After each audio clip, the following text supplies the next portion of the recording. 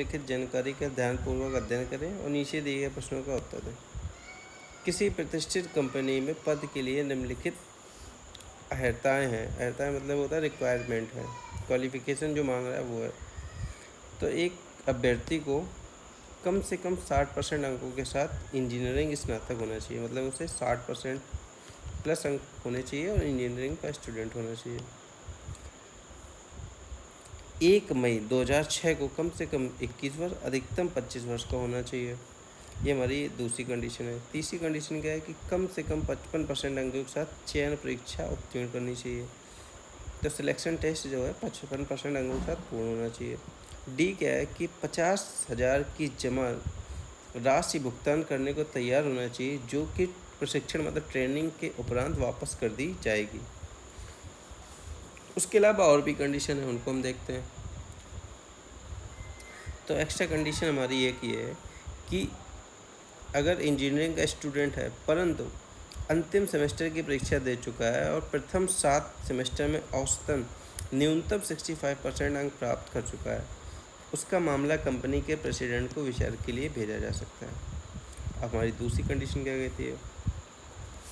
दूसरी कंडीशन कहती है कि कम से कम 25,000 की राशि देने को तैयार है और उसने इंजीनियरिंग डिग्री में कम से कम 70% अंक प्राप्त किए हैं, मामला कंपनी के महाप्रबंधक को विचार के लिए भेजा जा सकता है।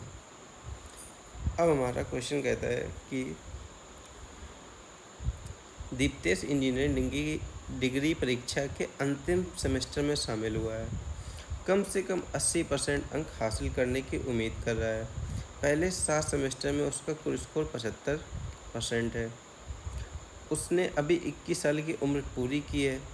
उसके चयन परीक्षा में 66% अंक हैं और जमा के रूप में 50,000 की राशि का भुगतान करने को तैयार है।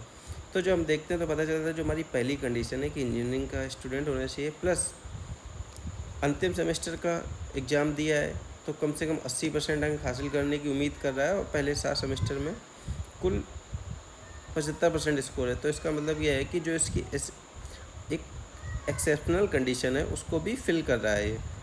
अब हम आते हैं दूसरे पे